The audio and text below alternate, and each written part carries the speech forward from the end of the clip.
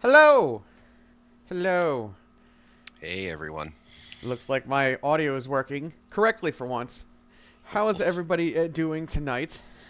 We are back, myself and my very lootable companion, Frank, fresh from ACO and ready Woohoo! to go do all of that lovely recap. Yeah. Yes, words are hard, in case anybody didn't know. And I am not good at them. So, uh, anyway, how you been doing, Frank? I know it was we got to hang out pretty much all weekend, but, it's been a couple days. I have been doing great. Well, aside from having to return to the real world and dealing with problems like work and, you know, adult stuff. I want to Yeah, go. I want to go back out to spending a week in a resort and playing with my toy soldiers. I agree. I would like to do that as well. That was fun. I haven't gotten out in a while, and it was great to see everybody on the team and all of the hmm additional people I had not seen in forever. So, I had a lot of fun. Also, I generally have fun in Atlantic City. So, it was a very, very new experience as I went to AC and didn't gamble. So, that's a thing that happened. Mm. Well, you got to be a bit more responsible now with, you know, you've got a potato and a baby to take care of. Yes. There's an 8-year-old in there somewhere, but Oh yeah, yeah, yeah. Plus the other kid. he Yeah. doesn't. Yeah, whatever. He's old enough to fend for himself. As So, he's downstairs right now fighting with the potato. Anyway,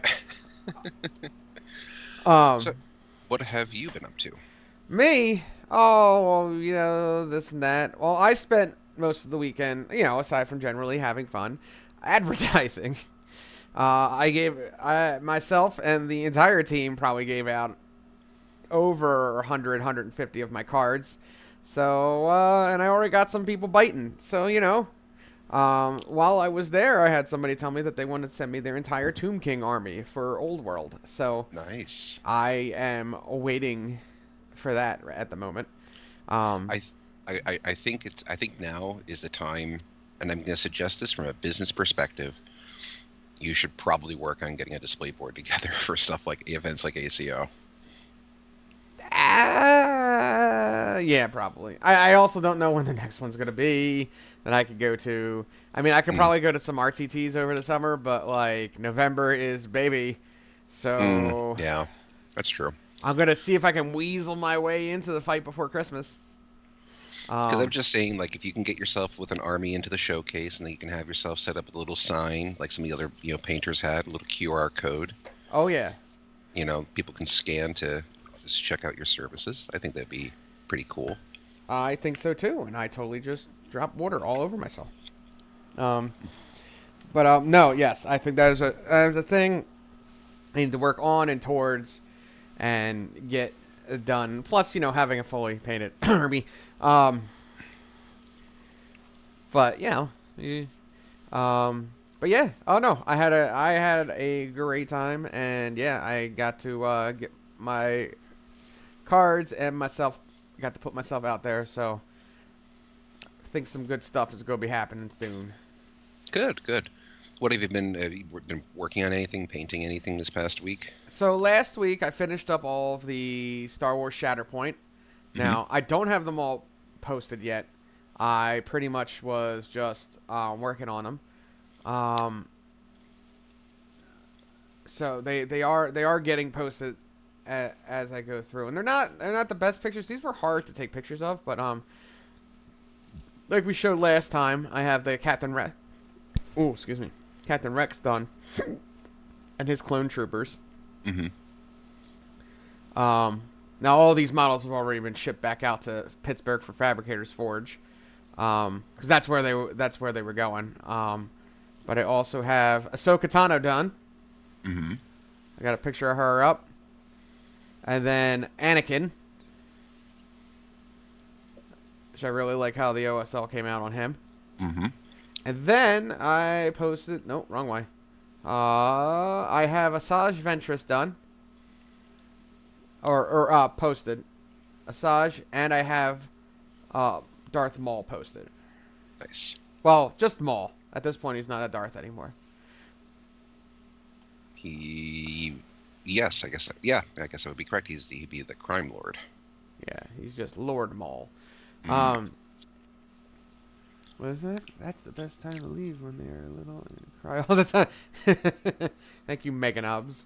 But yes, so that was what I was primarily working on. Now those are all done, and I took a break from posting those to post the other thing that I just finished up. I Cerastus Knight Castigator. Yeah, I just saw that today. That looks pretty slick.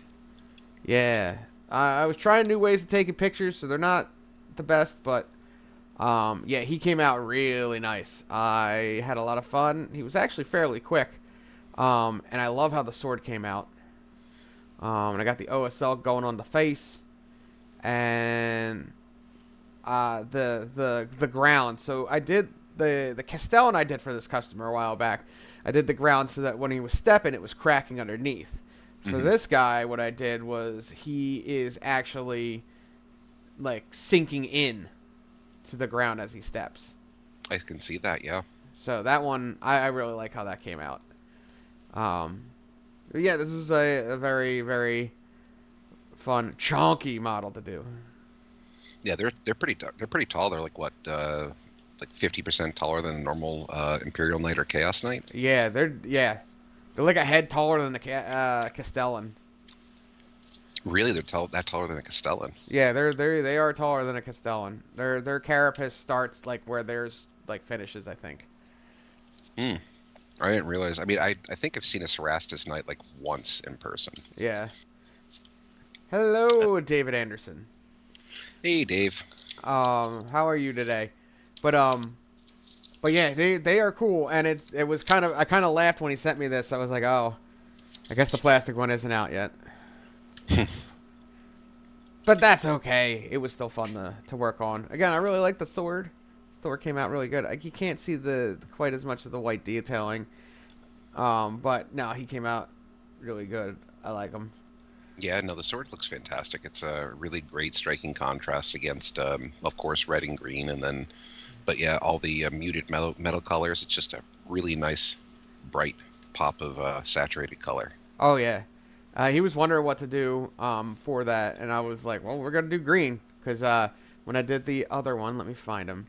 Here, this guy, the Gallant. He did the Gallant, and he has the green on his, whatever the hell this gun's called.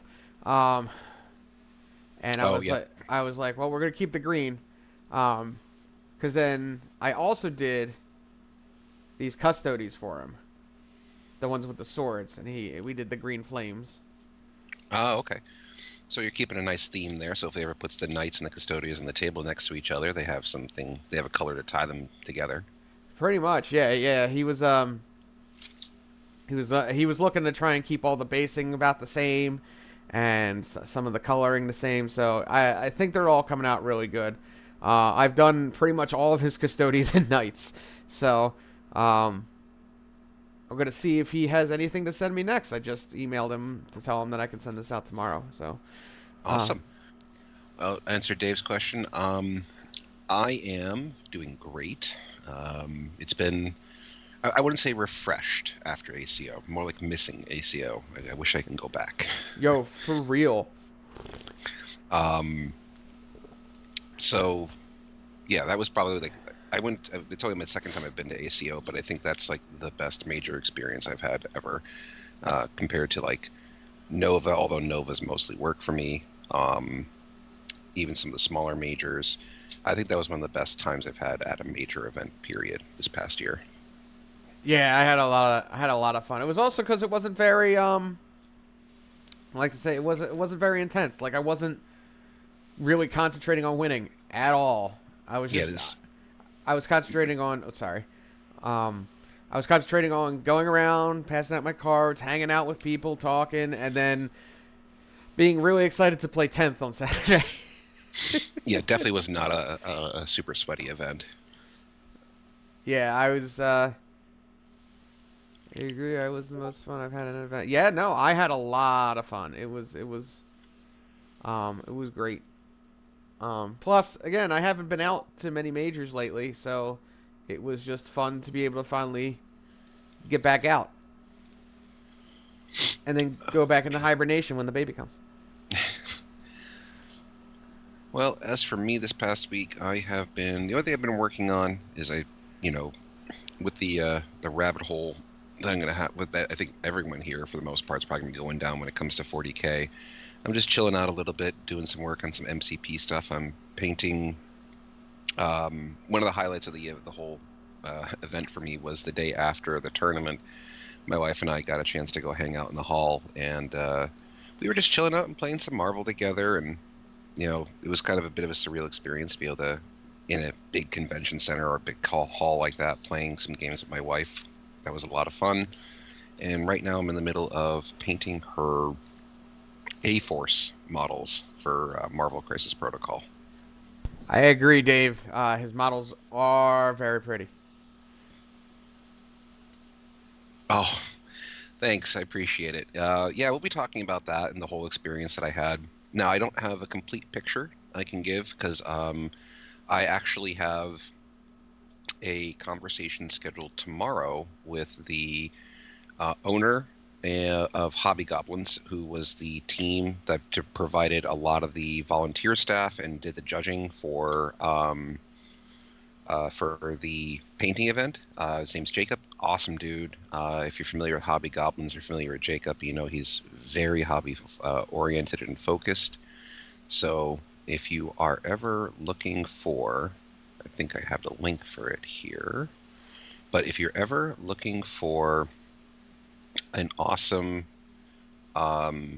Discord to join that's entirely hobby focused and hobby based, I would highly recommend checking out the Hobby Goblin Discord and talking to Jacob and his people there.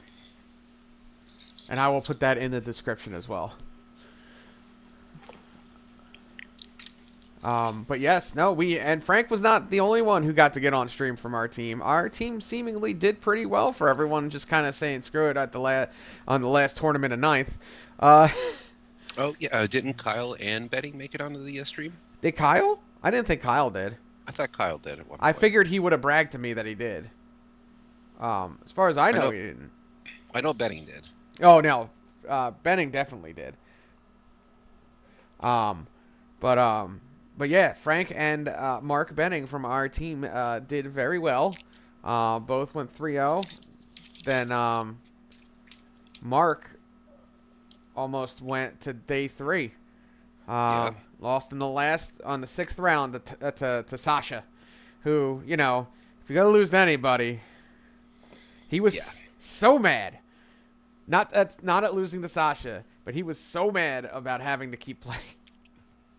He just wanted to play 10th edition. Well, he obviously he just needs to be a worse 40K player and not be so good. It's his fault. Yeah, right? It's his fault. God, what a loser. Yeah, I didn't make it onto the live stream though. I was on the secondary stream table where I think you won't be able to see my game versus Imperial Knights online. Unless I think it was a Patreon recording for War Games Live. Oh yeah, Dave. We were watching off to the side on our buddy's tablet. Yeah, it was fun to watch. I got a bad habit of not being able to pay attention that long to stuff. So like I try to watch stream games. It's hard. But yeah, no, I saw some of the movement. It was really intense. Sasha's a guy, not downplaying Mark at all. Sasha's just a guy that thinks about the game in a completely different way than everybody else. He looks at it. The way his brain works with the game is vastly different. Am I frozen? I'm frozen. Hang on, I gotta fix my camera, I think. But you can keep talking. We can keep talking. They can hear me. Let me restart this camera. So, did you play? You just played through day one, right, TJ? Yeah, well, I went 2 and 1 and drop, or 1 and 2 and drop. Mm. Okay, hang on. Let me just restart this. Where's this thing? Face cam. Uh, why you no work? Why you no work? Um. Anyway, we could keep talking, Frank. Just keep talking. I just gotta fix my camera. No worries.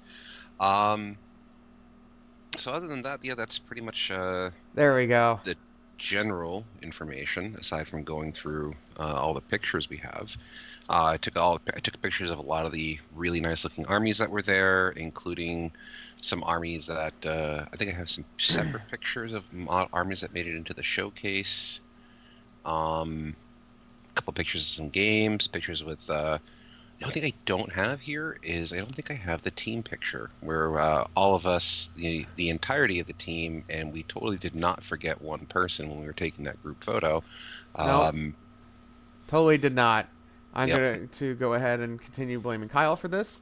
And that is, I do agree with you for once. That was Kyle's fault. what do you mean for once? It's always Kyle's fault. Normally, I just roll my eyes and say, yeah, sure, it's Kyle's fault. Yeah, sure, it's an orc kit. Whatever you say. No, this time it was Kyle's fault. And this time it is an orc kit.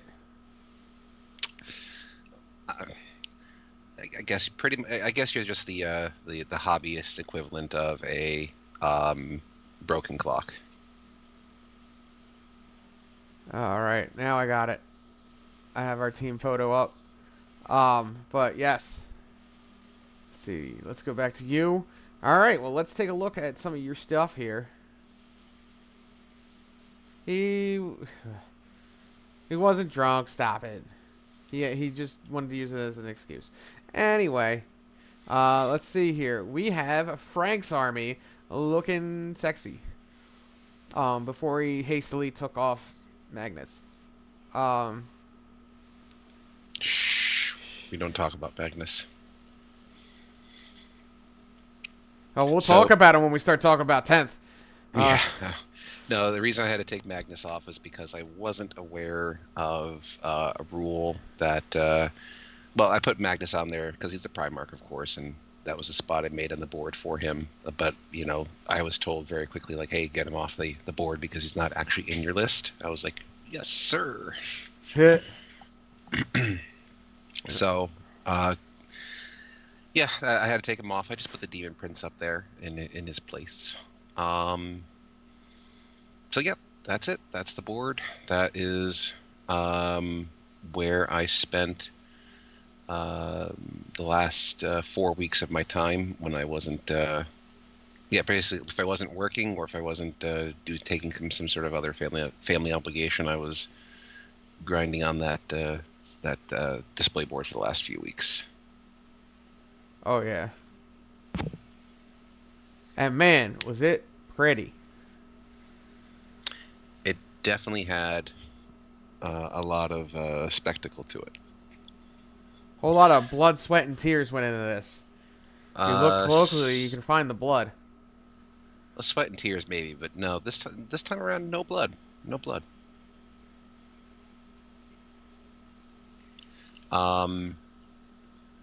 So spoiler alert if you didn't know, I got third place in the Army Showcase at ACO, which was very nail biting and a lot of fun because I honestly didn't think that I honestly wasn't sure if I was going to place at all with some of the other armies that were there.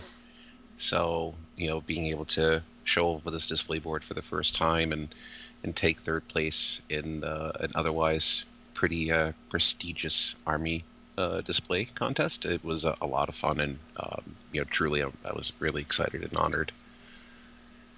Yeah. No, it was great. We were all rooting for you. Of course. No, the video.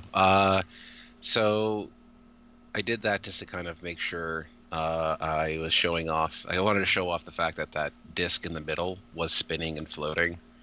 What was really cool was that when people were checking it out, like, oh, what's it spinning on? Like, oh, it's floating. And as soon as they realized it was floating, they were just like, wow, okay. What?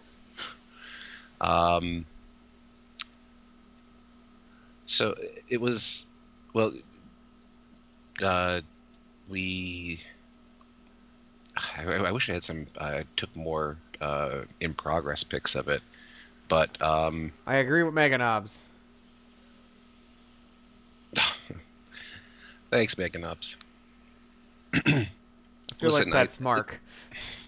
I'm just trying to be pragmatic because, you never want to go in assuming that you're going to do anything, or it's the pressure that pressure that kept me going. Like, I really needed this to, it could drive me to, do more and do more and do more and take extra steps and try and get, you know, make sure the crystals were looking good and, things just didn't look slapped together. So, It came yeah. out really good, Frank.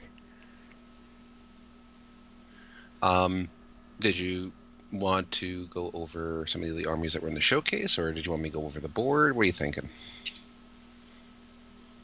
Nope. We're just gonna end here. No, we could Just go. now? Yeah, we could take a look. Here was the other guy with the. I always forget his name.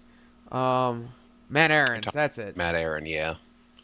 Yeah, Matt was, he's a guy that I've been seeing his stuff the last 2-3 years at events like Battle for Salvation, which is, I think I first met him. ACO last year, I bumped into him. Nova. He pretty much travels all over. And you got to play him.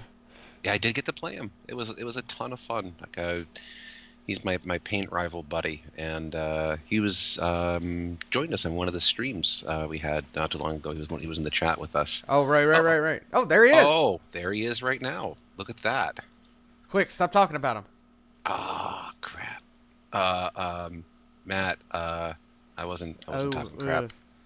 No, I was absolutely so happy that we got a chance. That I had not only did I get a chance to hang out with you again, which is always so much fun. I got a chance to play you, which was amazing, and I loved our game. It was probably my favorite game out of the 6 that I played. And just being able to, be in the Army Showcase there with you and have my army right next to yours and, finish as close as I did to you. It was so much fun and a real honor.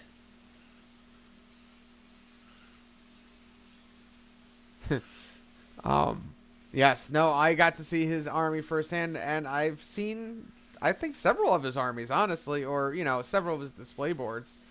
I know he's had other display boards before. They're always huge and ostentatious and very pretty. So I was also very enamored with his display board this time. And now we got a couple more here as well, which were also very pretty and unique, honestly. Yes. So let's see here, we get caught up. So I think you're looking at okay, so you look at the showcase. Yeah, the showcase part 1. This was really cool. The guy did a great job, and I think the way he did this is basically a Magna rack tray, like one of those portable Magna trays. Yeah. Or cases. And he built the entire display so that it completely just slid into the Magna racks, and it created such a really fun, neat, portable display board that just looked amazing. Which is very, very cool. I did enjoy just looking at this. I think the artist's name was Miguel. I can't remember his last name. I would tag him if I could. But he did a fantastic job, and he has there's a lot of great color in there. My pictures aren't so great with my phone that you can't see some of the really awesome blends that he did with the cubes on the Cryptek or Necron Lord. But yeah, it was a gorgeous army, and the way that it just the terrain features in the display board tied into the bases. In some cases, obviously you can see there in some cases you can see the cutouts for the bases, but sometimes they blend in so seamlessly you couldn't tell. Right, right. You know, all in all, an awesome display. Oh yes, no, I really enjoyed that one. I liked how it was very unique because of how it was shaped to go into the box. Yeah, it was very cool. And then we had the Sisters Army. Yes, this I actually I know this guy as well. He Oh, way. I met him at Fabricator's Forge, Ooh. Dom store a couple of times. So I've seen this army multiple times. Excellent use of color. He does a great job. I love I love the I love the very saturated yellows and oranges with the just complete white. It's such a pop of color. Oh And yeah, I think he has a little bit of turquoise in there somewhere in some places too. yeah. Those are definitely for that little bit of contrast and pop. Some of his plants are. I can see Uh, some, it looks like helmets or hair might be blue to add a little bit of yeah, a contrast little there. bit, yeah. But yeah, no, it's very, very cool looking army. I'm And a getting great, flashbacks to the Sisters one that I'm doing right now. White. Ugh. but this is a great display board too. Like, Matt it's O'Hare, apparently. thanks. I was thinking his name was Matt, but I didn't want to get it misquoted there. But it's a great display board. You know, it looks like he mostly used off-the-shelf kits with, I'm gonna guess that's insulation foam for the tiers and layers, Yeah, that's what I think it is. and probably built into a framed cork board or magnet board. You know, Yeah. it looks good, it looks great, and this is the type of display board that will definitely win you best painted at more localized GT or major. So excellent work. Oh, yeah. I have ideas for mine. Don't worry. But I thought you had the theme going on with the battle in the city and Yeah, that's what we're gonna do. But yeah. my thing I can't wait to do is actually because I was gonna put up a what's it called, a billboard, and the billboard's just gonna hold my cards. There you go. All right, now we have a guard army. Sorry, Hmm. Astra Militarum. Don't yell at me, GW. Um, I did not have the pleasure of meeting Alexander. Every time I was walking by the showcase area, he wasn't there, and then I looked one time and the army was gone. But oh, well, at least you snapped this picture. yes, great detail in this. Like, obviously, it's like a carry tray with. This is like an off-the-shelf FLG carry tray, Yeah. or display board, because that mat is it's literally just an off-the-shelf kit. But the guy did a wonderful job detailing every single one of these models, Oh yeah, all the no, camouflage patterns. and I could tell it on the Lord Solar. With like how well it was done. But unfortunately, it doesn't use too many saturated, so it's kind of hard to tell from the distance of the picture. But I could kind of see it on the flag, all the details he did. Um, I think that's the real trouble with painting really good camouflage on a miniature is that it blends in. you lose a lot of detail. Oh And yeah, so when I'm approaching camouflage for a model, I always go for a very what's the word I'm looking for? Um, I'm drawing a blank right now, but I always kind of go for a more nuanced approach, more trying to hint at there being camouflage, because if you paint real camouflage, you can't make out the detail, and then you lose readability in the miniature. mm-hmm. You got to go for the stylized. Yeah, I get you. It's pretty strange to not have Keith or Sean up there. Top 8 showcase. I'm not sure who Keith is, but if you're referring to Sean Naden, it's probably because he was busy trying to win the tournament. He did Matt, not, right? He didn't win, right? no, the Inari play. Look I at things. definitely know he was in the top 8. I don't know if he made it to this. I know he. I don't know if he made it into the top 4. Mm. But the final round was between Yanari and Guard. Ah, Uh, so again, I'm assuming you're referring to Sean Naden with his orc army there, Matt. What army did Keith play? You can get. I'll check the chat back on that in a minute. and we have this Nid army. I really like how the carapace and everything looks.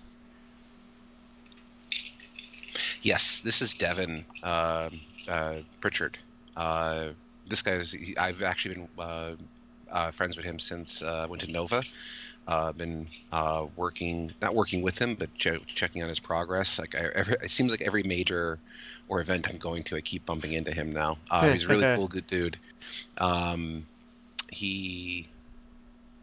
Keith Scrivener won ACO Best Painted 2 years ago with a beautiful Deathwatch army. Huh. Was Keith there this year? I didn't notice a Deathwatch army. At least nothing that stood out to me. But yeah, Devin Pritchard's army here is really cool. He's got an underwater theme going on, and I didn't realize it till near the very end, and I didn't really get any pictures of it. But he had, I think he had a black light or an ultra UV light there that you could shine into the water to see all the glowing details he had underwater, because it's supposed to be underwater, like an underwater hive fleet. Under the sea. Yes. Now, aside from the guard one, this one I have a little bit of a critique. I feel like he needed to make this one bigger. Everything feels crammed on there. And not saying it doesn't look good. It does. I just because he's got such a monster mash army. He actually did have a much bigger display board. I don't know if I have the photos from Nova from the year previous. I'll have to see if I can dig them out. But he had a much larger display board. It was like a giant organism that was blooming out of the water. Ah. Yeah, and it was huge. It was massive. Not sure if it was a travel issue for him that he didn't bring it around, or some other reason. But yeah, so he did have a much larger display board at Nova last year. All right, and then we come over to the Treasonous 13th. We have the other guard army with the desert board. Mm-hmm. It's actually a trader guard army. Yeah, trader guard. One of the I guess one of the features that I didn't know about until I actually watched a video on his display board afterwards is that he put a lot of little detail, a lot of hidden things in the display board itself, including a toilet in the back that had like a little outhouse and stuff on it. Nice. Yeah, this one was very cool. This one was very vertical as well. Lot went into this. There's even parts of a warhound on here. Like, yeah, no, it's absolutely packed with detail. And I mean, all of his models are really well painted, of course. I like his stand-in for the Lord Solar. And the saguaro cactuses everywhere. So the one of the things that's cool is that little photo that he has, or a piece of artwork showing a couple of characters in his logo. He actually custom built or made those characters, and I think they're sitting on the top of the display board itself. Yes, so they're in the upper left corner right in front of that warlord, the Titan. Right. So, also, I managed to actually find the pictures I took of Devin Pritchard's display board. Got it. So he does have a much larger one that I had those left over from Nova. So.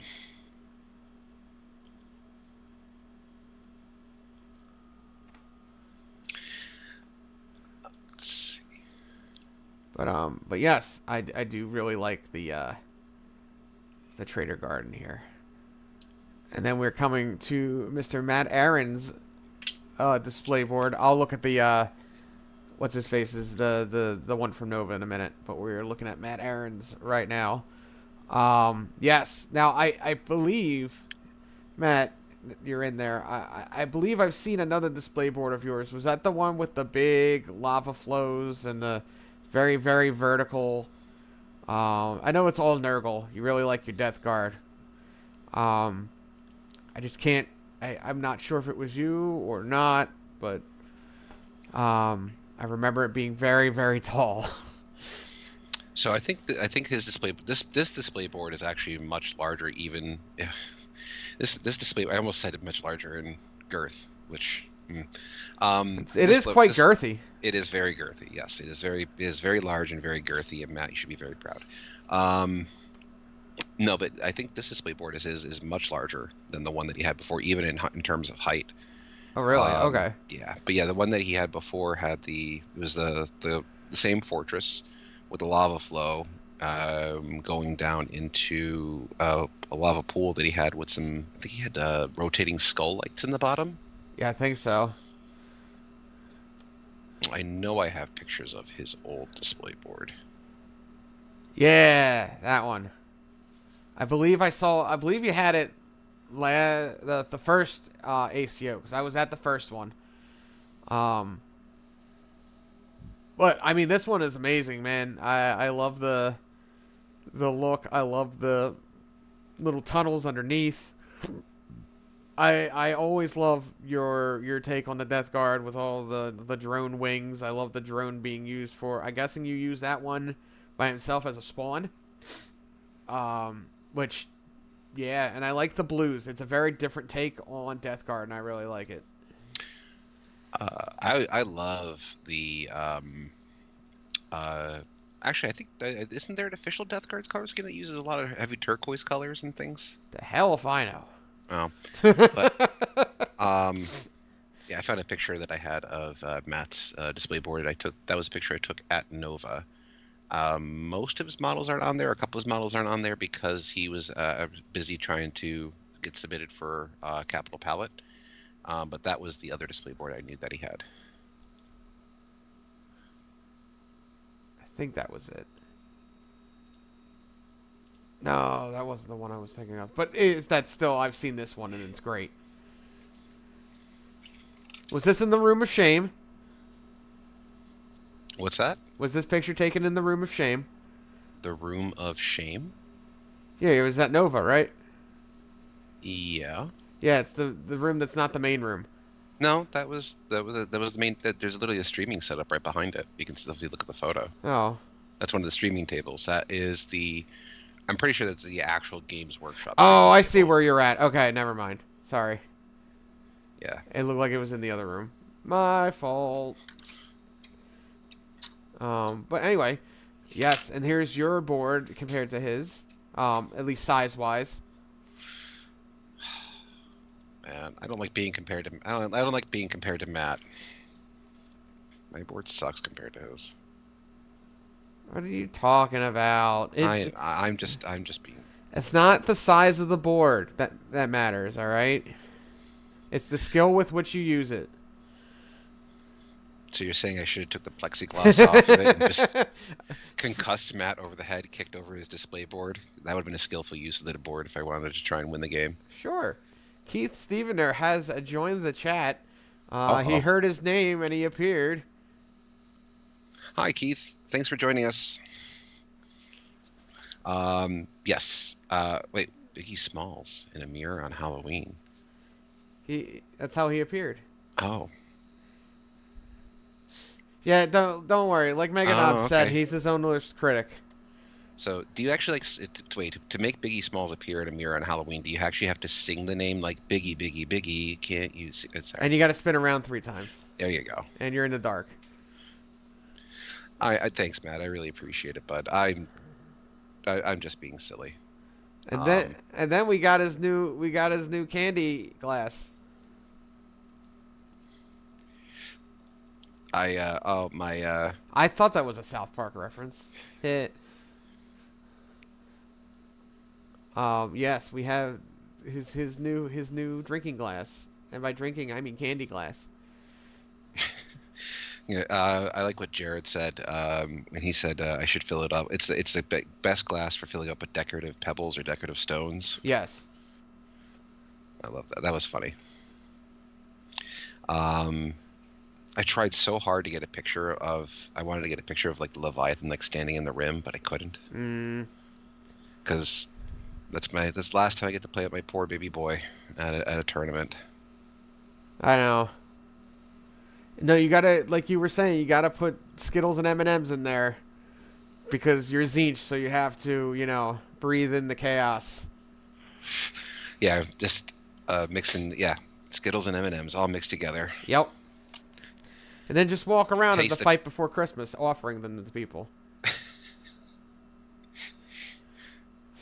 That's a great way to get red carded at a tournament. Also, you need to, the entire time at the fight before Christmas, if you're not using that to drink out of, I will be disappointed in you. Oh, It's just like, just casually having my water out of my third place best appearance from 40K champs at the ACO this year. But yes, congratulations, Frank. That was well deserved. thank you, thank you, thank you, thank you. It was definitely very nerve-wracking and exciting. So I'm hopeful that next year I actually have some ideas I'm going to do to improve the board, add a little more verticality to it, um, and I ordered some other kits, and next year when ACO rolls around again, I'll have a vastly different army because about half to a third of that is not going to be in my 10th edition list. Well, I mean, you have to make way for 3 Mutalith Vortex Beasts. No, I'm not doing two.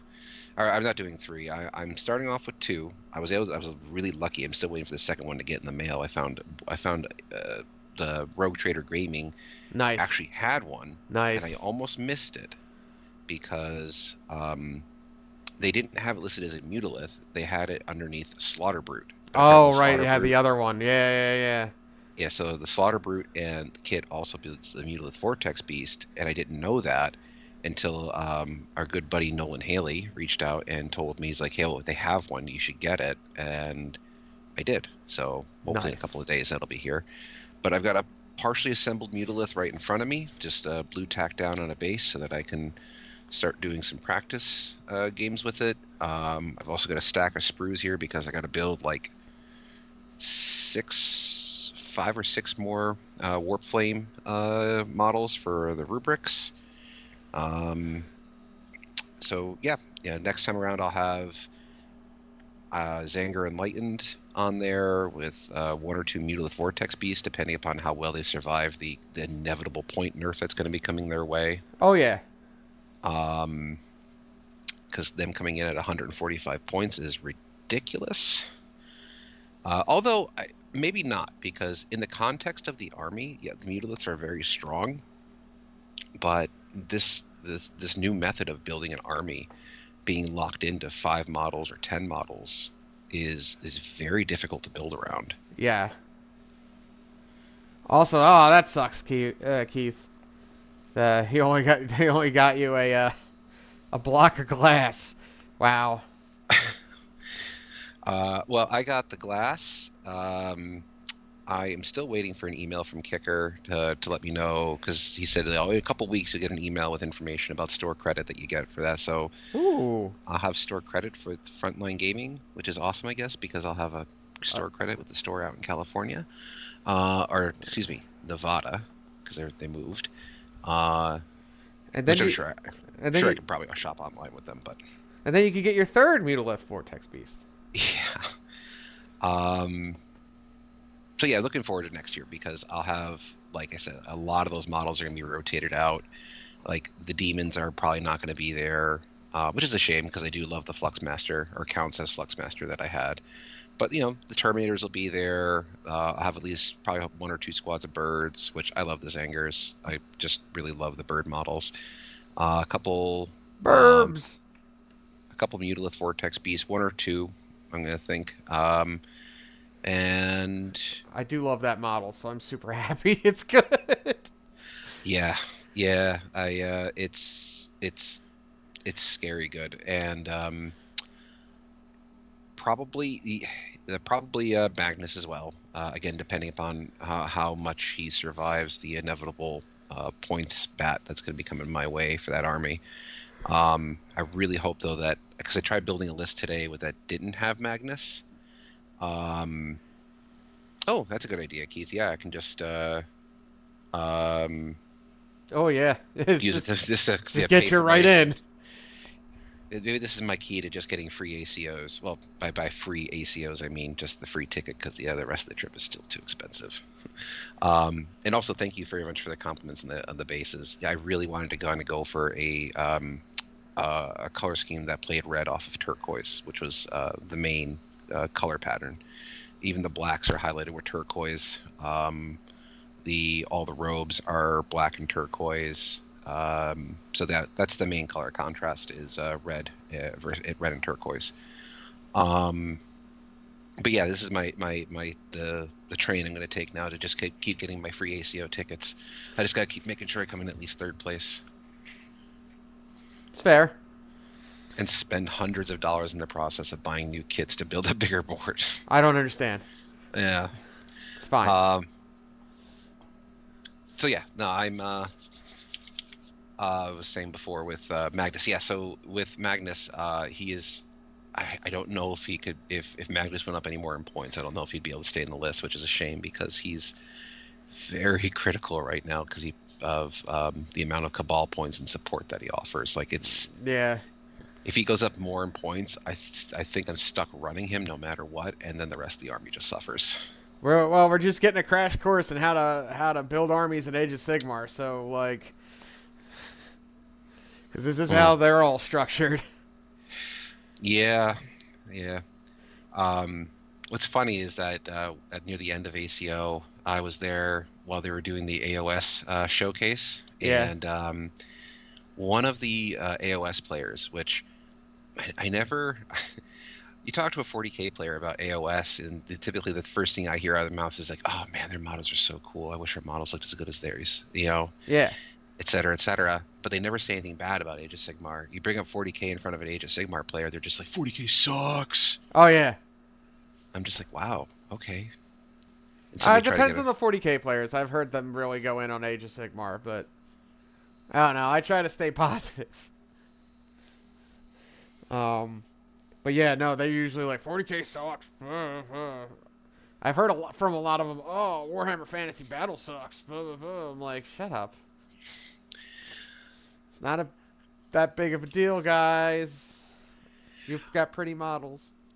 Matt, that is an awesome idea. And I think I would love to do something like that once I get a little more experience in terms of wiring and electronics, because like what I have going on my board is really just simple off-the-shelf stuff.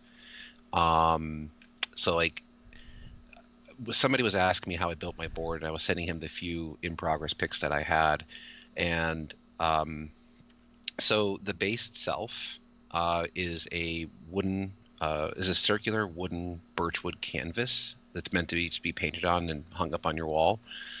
I built the rim. I made a rim on the edges of it by stacking up layers of craft foam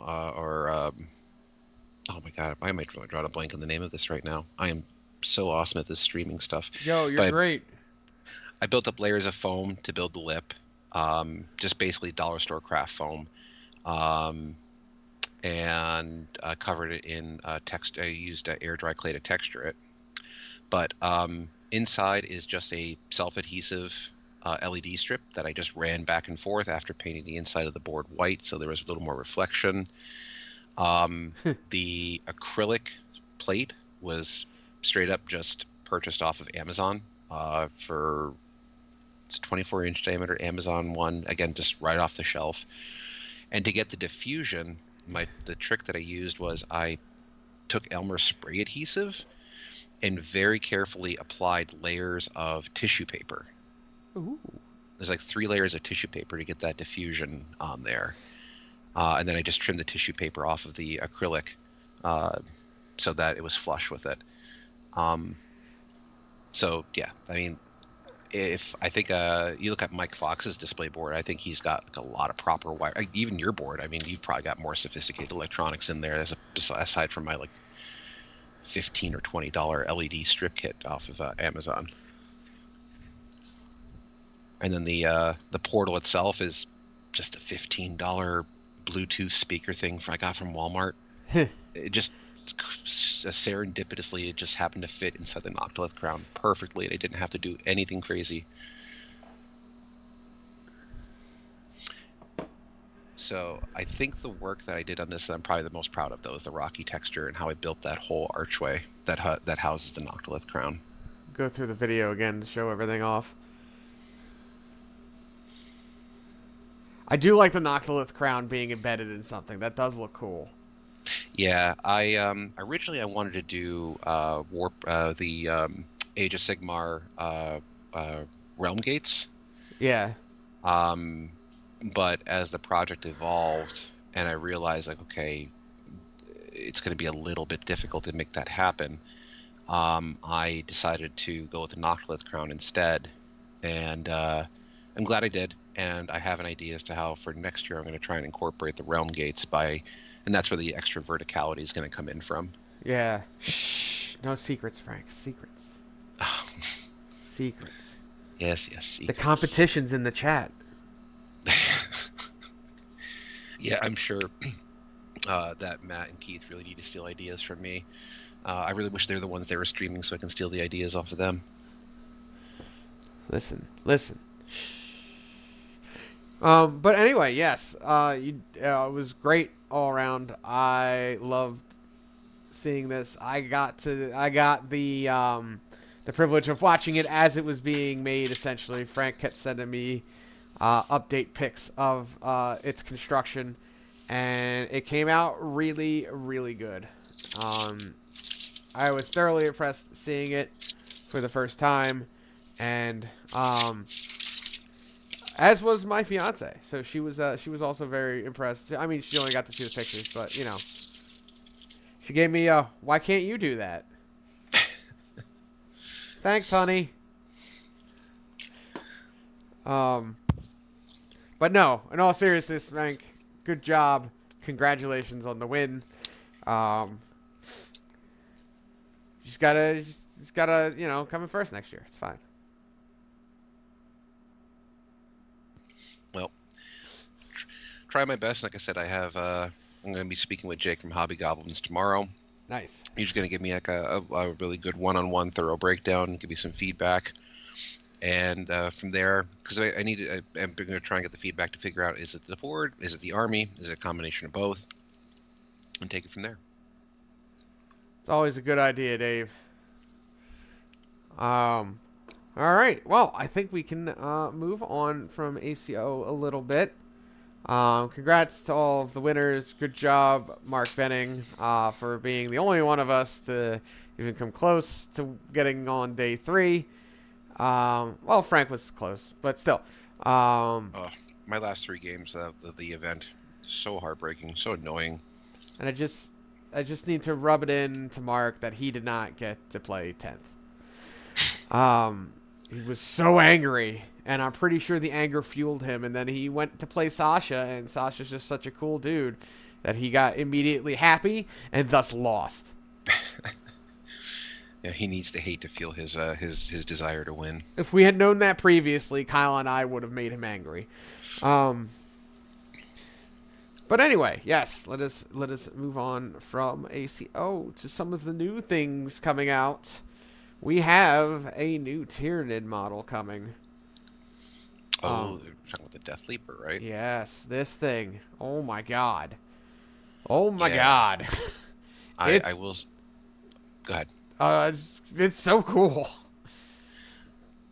Yeah, very few times I look at a model that's outside of my army or one of the armies that I collect, and I'm just like, I just have to have it for my collection. And eventually, you know, I always say I'm going to buy this so that I can paint it for a golden demon or for some sort of painting contest. And I probably shouldn't buy it, but I kind of want to buy it because it's a fantastic. It's funny, and I'm glad they showed the comparison at the bottom because I always thought the Death Leaper was like the cooler of the lictors, and then you see this one, and it's like, oh my god, it's so cool. I heard people like giving the flesh cape like crap, and I'm just sitting there like, no, stop it. It's cool. It looks like an illithid, is what it Mm-hmm. looks like. I mean, I'm sure that's what they're going for. They're going for Cthulian and like and Ithilid look to it, but like especially with the cape, it just straight up looks like an illithid. Um, and I love it, and I hope people want me to paint it. I don't have Tyranids, so I'm not going to buy one, but I would love for people to have me paint it for them. I I think I really dig the flesh cape. I think it adds a really awesome profile to it. It really makes him feel like he's like a nefarious, dangerous villain. Oh yeah, no, Um, it definitely adds to his silhouette. um, I think the only missed opportunity with this kit is that if they had him literally leaping through the air, they could have had that cape kind of billowing out a bit like Batman. True. But other than that, just solid 9.9 out of 10. Oh, I didn't even realize he had a head tail. He's got a head tail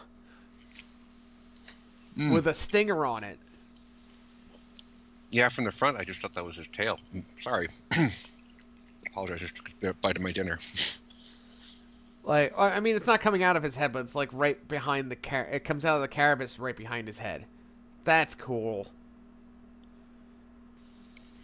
Yeah, no. Again, it seems like they've taken like a third of the AOS design team and moved them over to 40K because they're like, not like we're really starting to get some great models. Oh yeah, and I mean, if anything's gonna have good models, it's gonna be the Nids because they have the most freedom with like the look of stuff. You know what I mean? Like, it doesn't. It's like the fantasy stuff. You can just kind of make it however you want at this point. You have some restraints and like some of what it's based off of, but like you can go a bit more wild with the designs. Mm. With Tyranids, you could do that too with orcs to a point, but not as much. And I have a feeling they're gonna have a lot more stuff. You could do it with demons as well, I guess, but that's AOS anyway. But I feel like you're gonna get a lot more stuff for like I think if we do get any new Kroot, I think we'll get new Kroot creatures because that's another thing that they can kind of dive into. I think that there's my opinion is that I think they have the freedom to do really whatever they want. Like obviously there's certain design rules that they have. Like Space Marines still have to look like Space Marines. Right. Um, I'm just saying in terms of like big unique models. well, I think that some of the best if you think look at where some of the best stuff is coming from. And the best Space Marine sculpts right now are coming through Horus Heresy. Like some of those Praetor models, and I might get some names wrong, but like I think it was the Praetor, and there was one other one that if I was playing Space Marines in 40K proper, like, those would be my captains, my lieutenants, things like that because they're gorgeous, just absolutely gorgeous. Are they the same size as the Primaris though? I don't care. I'll put some corkboard underneath that model to make it the same height. I don't care. Like those models are fantastic. Fair. And I think that what you're seeing is, obviously a lot of the design efforts going into, they really needed to get Age of Sigmar off the ground. So I think that's why they got such a huge emphasis on their design because they needed people buying those models, not to sound so facetious about it or sardonic. But yeah, and now with the Tyranid line getting completely revamped and Horus Heresy, really needing to, like, that's where you're seeing a lot of the design love go to. Again, when they do get around to some of the other armies, like my army, Thousand Suns, getting one model released in the last 7 years, I'm not bitter. Shut up. Listen, they still gotta release, what's it called? They still got Emperor's Children to come. So Uh, after Emperor's Children, they'll think about it. yeah, the Infernal Master did look pretty cool. Like I'm not gonna say I wasn't a huge fan of the model because the silhouette makes it look like he has like a cone-shaped head, which I don't like. Right. But you know the little portal where he's summoning out screamers looks pretty He's just cool. hucking baby screamers at you. It's fine. Yeah, that's actually literally his psychic power now I too. know. I love Just it. him throwing screamers. Um, Ah! Screamer. But yeah, no, their design, the designs for 40K have been shifting, and I like them. Not the Desolation Marines; those look stupid. But any of the other stuff they've been putting out, like uh, Lord Solar looks amazing. mhm. Hang on one second. Go ahead, Frank. Whatever. Go ahead with what?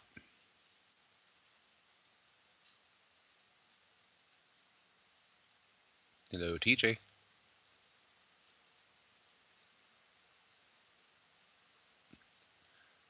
I think we may be having some technical difficulties here. I can see TJ's mouth and face moving on the stream, but I don't hear him. Sorry, I had to take care of something real fast. Oh, No big okay. deal. My lady needed me. Oh, okay. Everything okay? Yeah. All right, cool.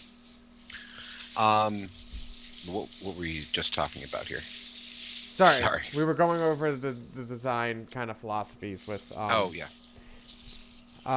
So what I was saying was that yes, like Solar Leontis or whatever the hell his name is, Lord Solar, looked great. I really like him. Um, I people keep making fun of his mechanical horse, but that's the kind of like tongue-in-cheek, stupid shit stuff that I like. So like, um, but all the new orc kits, for example, yes, I'm gonna mention the orcs, but like all the new orc kits were great when they came out. I love the Squig Hog Boys, the Kill Rig. So like it's really neat to see what they're coming out with. And did you see the giant boar for the Aurochs? That thing is hilarious. I have not seen the giant boar. Let me see if I can find it. But yeah, it is the designs that they've been coming out with have been, to quote the kids, fire. um, like for real, on God, no cap. I don't know what you just said.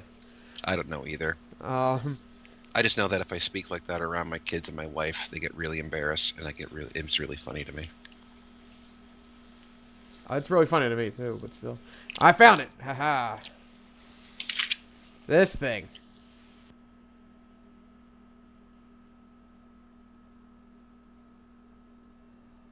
Frank, you still there? Yes, I'm still Oh, here, okay. but So. I can't see what you're posting until about 10 seconds afterwards. Oh, okay. So I could only see the stream with, again, about a 10-second lag. That's the point of the pile of shame there, Dave. It never goes away. Okay. Oh, yes. You know what? I did see that model. That thing is awesome. It is ridiculous, and I love it. And I want something. I want to use it for something in 40K. Um, Maybe use it as it counts as War Boss on Trike Squigosaur. or Squigosaur. Yeah, That base might be a little too large for something like that. The only thing I it can might think be of a is like, trike. yeah, But I don't like the trike. Anyway, yeah, the trike was probably a miss for me. But other than that, the rest of the models that have come out have been ridiculous. Have been awesome. I just my only gripe has been the Desolation Marines. Just, uh. So Dave, I'll give you some practical, not so much advice, but my experience in terms of dealing with what you're talking about right now in terms of the pile of shame building up and trying to focus on having a well-painted army that you also want to compete with. It's definitely not easy, because as you're working on your army and you're I think um, Brad Chester actually talks about this a lot, is that as a community we put so much emphasis on the players that win the tournaments, that like the person who went 9-0 at ACO, or goes 9-0 at Nova, wins ELVO, etc. But again, this is probably my own bias coming in. I know Brad Chester talks about this a lot. I really do wish there was a lot more emphasis on things like the Renaissance Man and Best Overall as being the real grand prize for these events, because you spend a lot of time painting, and you put a lot of meticulous work into an army, and on top of that, to try and stay in the meta as well. Yeah, That's really, really tough. it is difficult.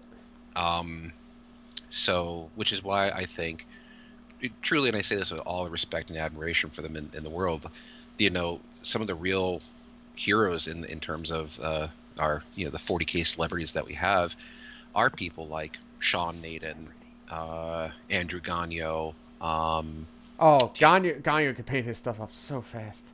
Yeah, TJ Lanigan. Trying to think of any other big names.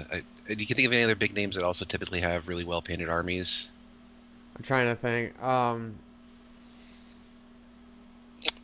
It's tough. It can be tough. It can be really tough. To paint to that degree and to be constantly changing. Some of these guys, I'm pretty sure, just have the entire range painted. Like. So, if you want to go that route, and I think it's honestly a much more relaxing route to take, is try and shoot for that more Renaissance Man approach, where you could, take essentially first place in an overall tournament by, you might go say it's a 6-round tournament. I went 5-1 at Battle for Salvation. I think I finished 6th or 7th in terms of the overall, win brackets, things like that, and how many points I had. But I technically took second place in the overall event because of my hobby score. So it's a lot of hard work. And oh, good, yeah, there you go. It's a lot of hard work, and it's a path that once you kind of get on, and you realize that again, I think it's a less stressful process, but it's definitely tougher, and it requires a more methodical approach. The best thing I can tell you is practice getting your model to the 80% done stage as much as you possibly can. Get yourself to the point where, because we spend, I'm sure you've probably heard, being as the big business guy that you are, the 80-20 rule, where in this case for us as hobbyists or competitive hobbyists, 80% of your time is spent in the last 20% of the model. So if you can practice on getting yourself to the point where that 80% point is done much faster, and you can look at a model and say, yeah, this is reasonably done. I just need to go back in and take the time to get that last 20% done to actually elevate the model. That's going to be a huge thing, is focus on, there's tabletop, and you want to practice on getting your models to a tabletop plus standard as fast as you possibly can. And then that way, when you have a whole army that would, by all means, look great and look good on a display board, then you can go ahead and go back in and spend your time on that last 20%. And that's approach that I've been taking recently, is getting the models by my standard to 80% done as fast as I possibly can. And then once I have that army done to that overall point, I'll go back in and pick out the models I really want to spend the time on and get that last 20% done. What Frank said. Yeah, what I said. Yeah. What'd I say? I don't know. I I kind of blacked out there for a moment. Who are you? I'm confused. Whose house am I in? Why is... Ugh. Anyway, This is the real reason why you can't see me on camera, by the way. I just break into random houses and stream from them. yes, it's impressive, honestly. Yeah. But yes, no, good advice all around there, Frank. I agree. So, let's move on a little bit. We have some Leviathan painted by the Warhammer community. That has been pasted on Warhammer community. I'm gonna have to zoom because, you know, once again, GW just makes zoomable pictures. All right. Anthony Harrington from Goonhammer. Ooh, I like that. It looks a lot like Mark Benning's type of carapace. I am trying to get caught up to you on that article. What's the date of that? June... This was the other day. June 13th. June 13th. Oh, I needed to load one more page. There it is. There we go. Okay. Okay, so Matthew Harrington from Goonhammer.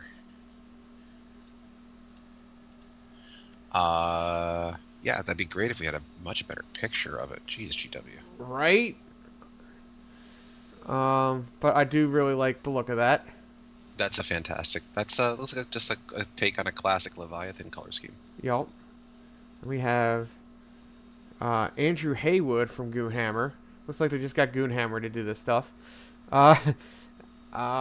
Which looks like a very contrast paint heavy scheme. Still looks good. Yep. Also Leviathan.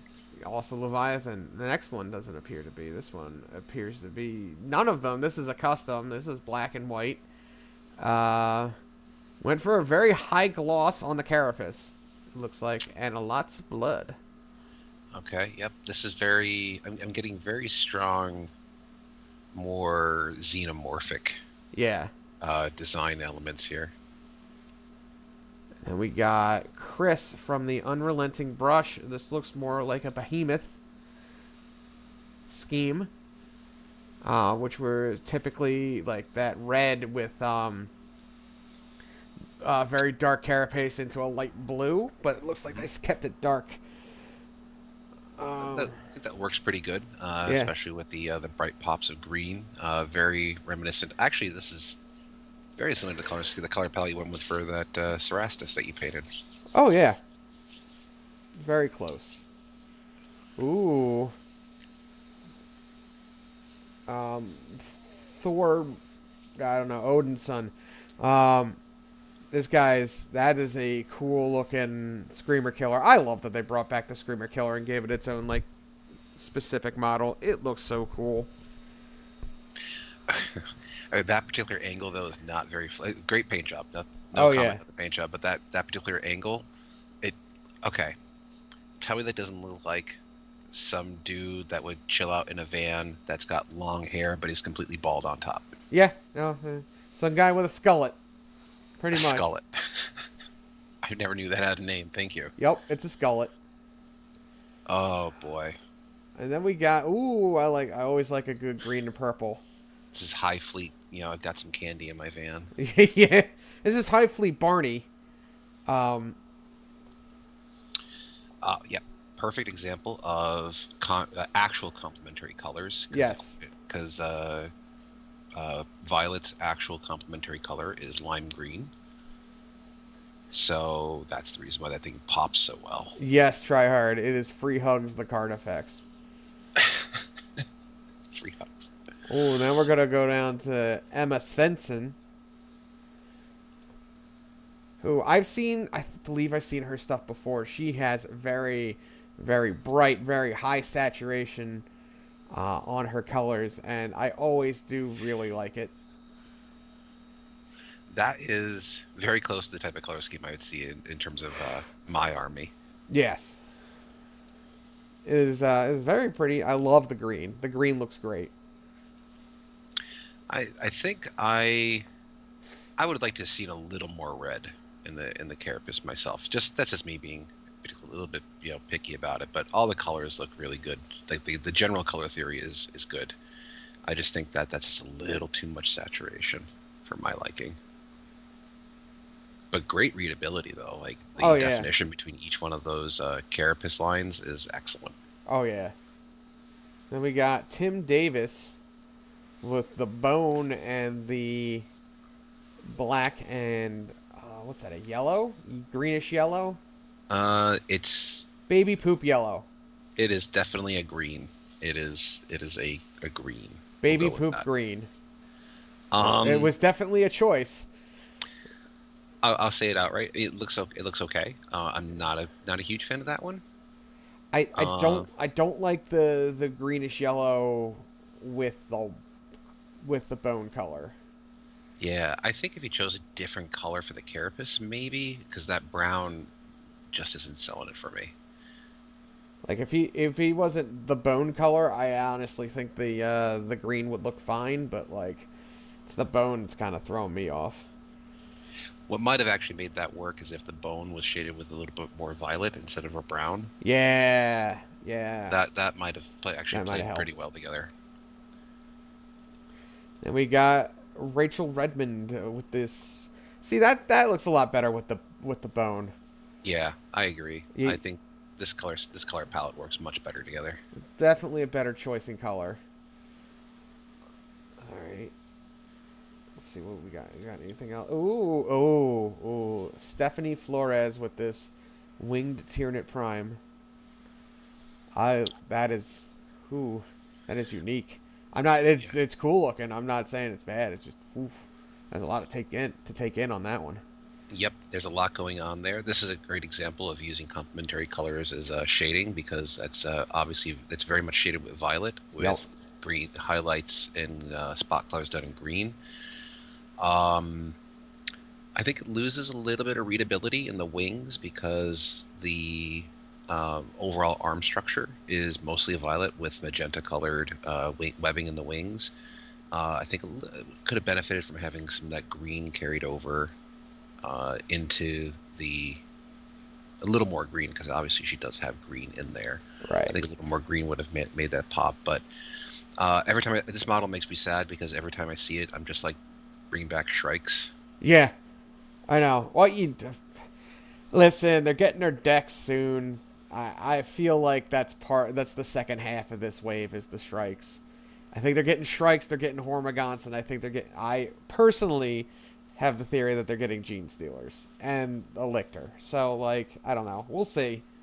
I'm just knowing I don't know what very much about the tiering rules for 10th, but like what unit could this thing even join? Because Right now I think he can join Gargoyles. oh, that's a shame. Yeah. That's a shame because like he would either have to be a lone operative or could only join gargoyles or warriors.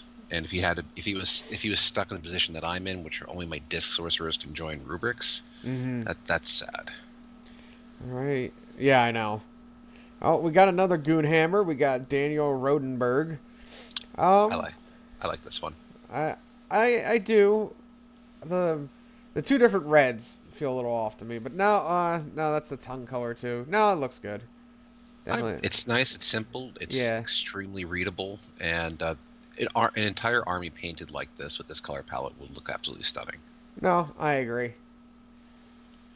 What we got next? Ooh, there we go. I like that one.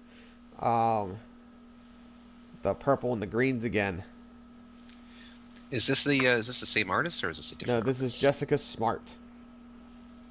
No, it's the same artist as the other Is one, it? Jessica Smart. Yep. Oh, okay. It's yeah, she did the purple and green Screamer Killer. So yeah, this is part of her army. Nice. Very nice work. Is there any more? Oh, we got some Neuro Tyrants from Emma Durant. I like that. The green and the bone and the blue. Yeah, That that is a stunning color. That's a very good color palette. Very stunning. the blends are really nice too.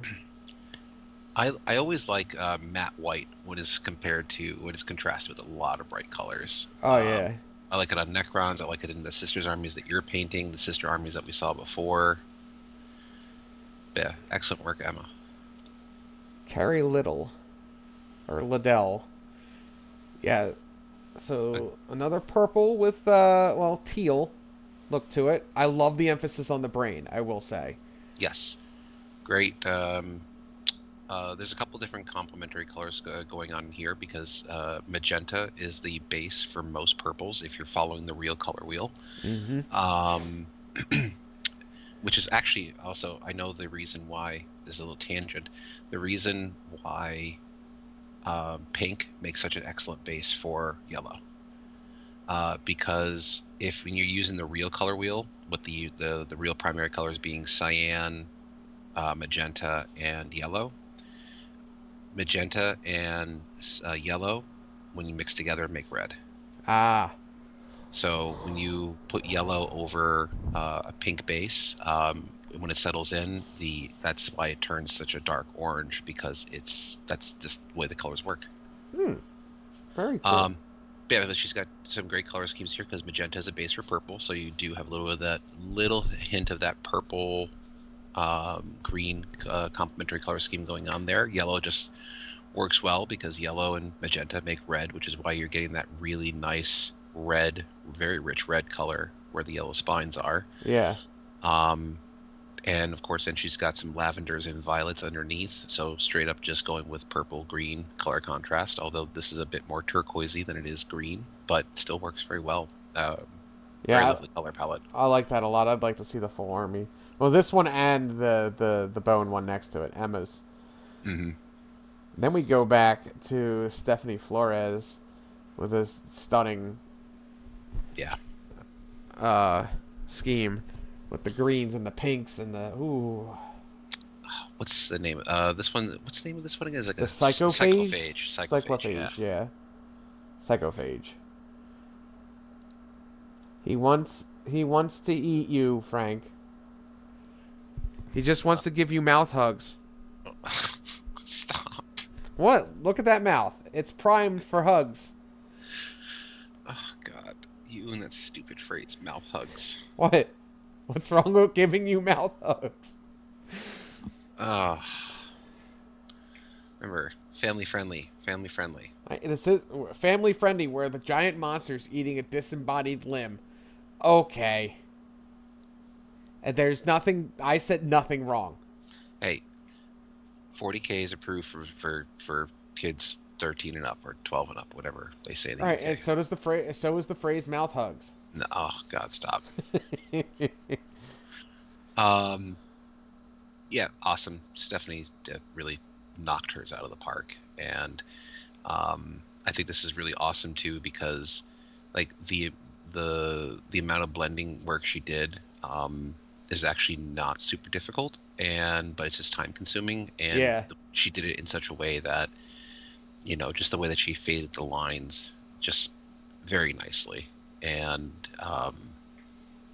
it's just spectacular the work that she did, and it just goes to show you can create really excellent models without having to do, spending hours and hours and hours just perfecting a blend. Oh yeah. And we got, was this Darcy Bono? Looks like she did a whole bunch of different schemes. Might have been testing. I like the yellow. The yellow is probably my favorite. Yeah, that one's very alien. Not alien isn't like the movie, but very. Yeah, I got you. Yeah. It's like a cyberpunk Tyranid. Vincent Notley went to town. These look like he took the old codex, the like old paperback codex, and just did all their example. Yeah, it's just one from each High Fleet. Yeah, did all their old examples from the How to Paint section. Ironically enough, I don't see a Leviathan in there, which is actually funny.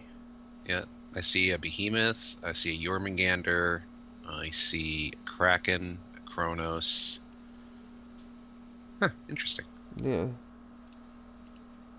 Oh, then we got some Von Ryan's Leapers from John Gomez. Awesome unit, awesome models, awesome paint jobs. Oh yeah. Kind of a dumb name for a unit though. Yeah, they could have just called them Leapers. Darcy Bono, again, looking good. this one, Richard Gray going all out on a single Neurogaunt. Somebody, I'm trying to think. I think it was one of our local guys here, Matt Wilson. Actually, I think sent me a picture of this exact model from, I don't know if it was from Warcom or if it was from this guy's. I think he also posted this up on his Instagram, and asked me all sorts of questions about how he got this, and like he was like, "Oh, do you think these colors would work?" He was talking like going with like a Bleach Bone, Ushabti Bone, and Screaming Skull. I'm like, well, those colors would emulate it, but That's Rakarth. Well, what I was trying to say to tell him was like, you have to look really carefully if you're trying to copy that exact color scheme. That bone color is shaded with purple. Yeah. And there's blues and purples in there. I think the mid-tone, the base tone, is probably Rakarth Flesh, but yeah, he shades it with purple.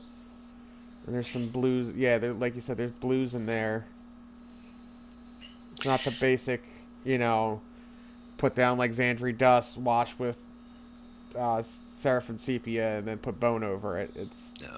There's definitely a lot of complex colors in there. And actually, I think when I told him that, he went back and he checked I don't know if he had a process posted somewhere, but he apparently may have started off with a purple base that he mixed and was just mixing the colors up from that purple. Yeah. No, it definitely looks like it. Love the brain part, too. The brain looks cool. Yeah. And I think that's it for that one. All right. I wish they actually like plugged their like Instagrams and stuff. Whatever. Hey, at least they put their names in the work. Yeah, right. All right. Well, let me look around here. There was some stuff we wanted to look into. Oh, we got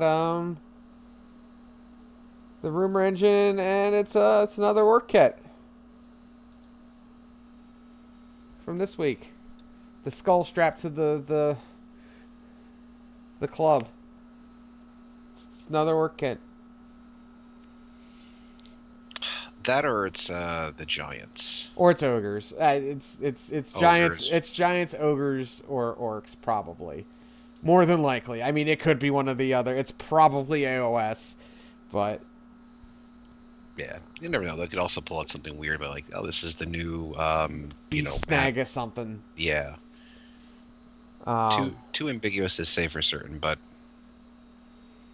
if we knew what that skull was, yeah. I don't know what creature that belongs to. It could even be a Seraphon model for all we know. That's true. And then we got the one from last week, which is also clearly an orc kit. I still don't know what the heck this thing is. I have a feeling it looks like it's part of a fiche. Yeah, I definitely get aquatic vibes off of that. So incoming new aquatic orcs. Confirmed. All right. Well, it looks like I think we've gotten through pretty much everything. So we can talk a little 10th edition. Because man, I am super excited to play for the first time in months, and have no time for it. But we did get to play a couple. I got to play 2 games over the weekend. It was a lot of fun. I have not played any 10th, so I would love to hear what your experience was like playing it. So it's different. I mean, obviously it's a new edition, but it is different from army construction to just interactions with things and just doing things on your own turn or on your opponent's turn. It is different, and I like it. I obviously will take many more games to get used to, but I am enjoying it. Army construction is a lot simpler. It is definitely simpler, but I am of the opinion that it's also tougher. It is simpler. It can definitely be tougher. You run out of It's not that you run out of points, because essentially what happens is now everything is just available. It's whatever the point cost is what it is, and then you have all of the different unit options at the same points cost. So you just kind of got to make your decisions there. It's less granular, I think, is the best way to describe it. Absolutely. So I think what they also did too. I'm just gonna say this for the record. I think that this was a little bit of a bait and switch when they're just like, yeah, field whatever you want. There's really no like the impressions they were giving. Like if you want to run, you know, an army full of just nothing but orc trucks, you know, as long as you have your one character in there, you're fine. But I really think that they kind of mispositioned that because they're making it seem like, oh yeah, you want to run an army full of Terminators? Totally. You can just totally straight up run an army full of Terminators.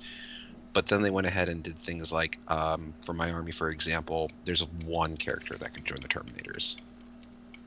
Just one. So if I wanted to run an army of Terminators with Ahriman, well, I'm in a lot of trouble because if I don't have rubrics, Ahriman cannot join Terminators. Right.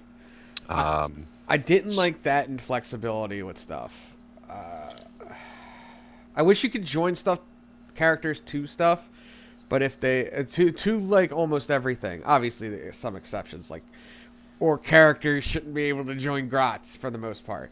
But like, I wish you could just join everything, but they only give specific units bonuses. You know what I mean?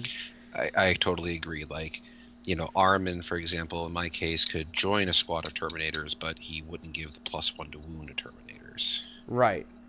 Yeah, I think that would have made things certainly feel a little bit better. I mean, not in that case in particular, because Ahriman's +1 to wound ability is really good. Right. But just being able to, like, I totally agree with what you're saying, that you'd really want to have the option of being able to, maybe a character can provide different rules based on what it is leading. Yeah, exactly. I don't know. I mean, I haven't run into it really with orcs. There isn't a lot. Like I more run into the I can't put multiple characters into the different units. That's the problem.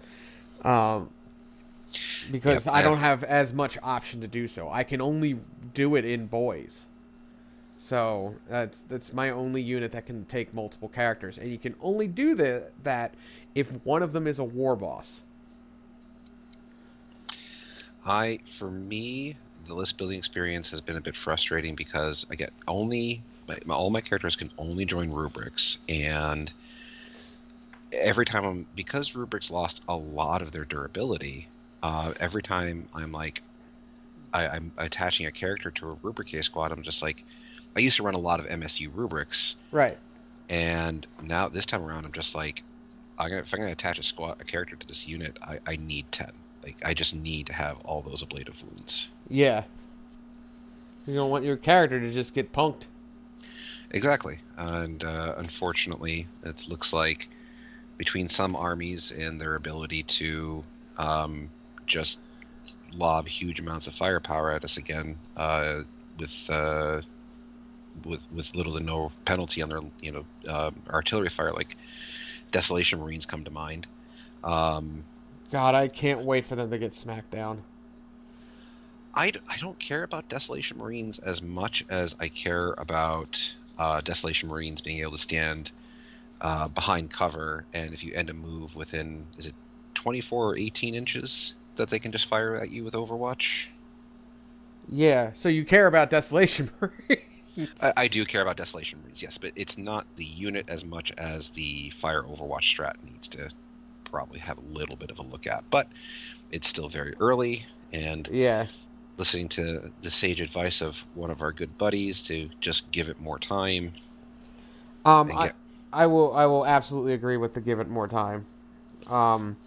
So here's the thing, especially with the Overwatch strat, and I realized it while playing, is that unless you give it a couple of turns, you don't have CP to just willy-nilly activate that.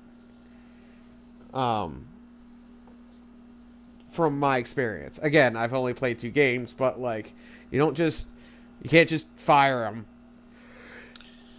Yeah, it makes me kind of wonder if games are going to turn into far more cagey affairs Until you build up your CP. until you build up CP, and then like turn 3 is when the real clash is going to begin. I always felt that they were trying to get at like turns 1 and 2. You're trying to jockey for positions, and turns 3 and 4 is when the actual game is being played, and then turn 5 is all right. Who's left on the table? Who's Yeah. really going to take this? I always Uh, feel like they wanted that, but never quite got there. well, it feels like they are about there now. A lot of things will change over the next couple of months. They've already. Excuse me. Sorry. They've already displayed their willingness to fix things. They already fixed the Death Watch mortal stupidity. Um, Well, you know what actually happened there, right? no. They didn't fix it. It was a misprint. Uh, They printed the wrong version of it. So yeah, that wasn't GW. Like they made it seem like they're being proactive in terms of yeah, no, we're listening to our community. In reality, someone just printed the wrong text, mm, and it was just the wrong one. And yeah, well, I think yeah, I honestly think that like when they were like, oh yeah, no, we're paying attention, we're gonna fix these problems proactively. I think they would just been better off saying like, yeah, guys, sorry, there was a little bit of a mistake there. Because yeah. I think they're setting a bad precedent by making it seem like because like now there's all these calls for like, oh, they've already fixed this army once. Yeah. We need to Now go back, fix Eldar. fix Eldar or fix Thousand Sons or do all this stuff. And then you got groups like that one group out in Germany that's already banning and restricting armies. Yeah, that's a bit. It's a bit extra. Yeah. I did find it really funny going on Art of War's tier list, and they were like, "Well, Thousand Sons would be the strongest army in this game if Eldar wasn't absolutely batshit crazy." And I don't think that's so much Eldar's fault as an army as it wasn't. Well, I mean, okay, let me qualify that statement. It's just Fate dice. not. I don't think Fate Dice is the problem. I think it's just the over reliance on devastating wounds as a mechanic. I you see, devastating wounds wouldn't be that big of a deal if you couldn't just change things to sixes. Okay, so all right. My example. Have you seen the Wraith Knight with the dual heavy Wraith cannon? I haven't really looked at it, but So that is one of the units that's being cited as being problematic. it is only 370 points. Yeah, and if you look at the dual Wraith cannon, it's it's a gun that does 2d6 damage with devastating wounds. Yeah. It's already a monster of a gun. If it didn't have devastating wounds, I think everyone would be fine with it. Yeah. So I was watching a battle report and just watching it was a Space Wolves versus Thousand Sons. I was watching because okay, let me see what some people are doing with Thousand Sons right now. It was typically a channel too that's usually noted for having pretty good competitive stuff, and I was surprised to see this one wasn't really all that fantastic in terms of the competitive quality of it. But I was genuinely I was watching. He had 2 Redemptor dreadnoughts with the Gatling onslaught cannons, Right. and this was the disturbing thing that I had seen, and that just made me go, is this what the game is going to turn into? Which was the Space Marine player, the Space Wolves player is just like, okay, I'm going to use Oaths a Moment on this rubric unit. Fair enough. And then he's like, okay, I rolled a hit, get to reroll all my hits because Oaths a Moment. All right, rolled a wound. Both of these guns both have devastating wounds. Let's say he wounded like, I don't know, he got 20 out of the 30 wound rolls that he was doing, and like 4 or 5 of them happened to be 6s. He's like, cool. Or like he had like 3 or 4 6s in there. It's like, all right, I'm gonna re-roll everything, including the successful wounds, because I want mortals. And he took it from doing, what would be respectable damage, like AP -1 damage, into some rubrics that were in cover that could have had a chance at defending it. He's like, all right, oh, here we are, just fishing for sixes, and this gun does 7 mortal wounds to you. It's funny because I already do that, but I do it for sustained hits, and it's just not the same.